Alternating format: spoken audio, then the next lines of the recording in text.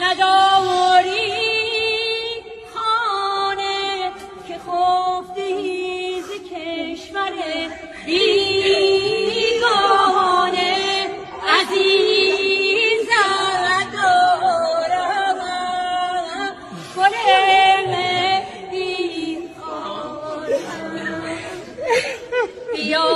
که مملکت شده ویرانه از آن زمان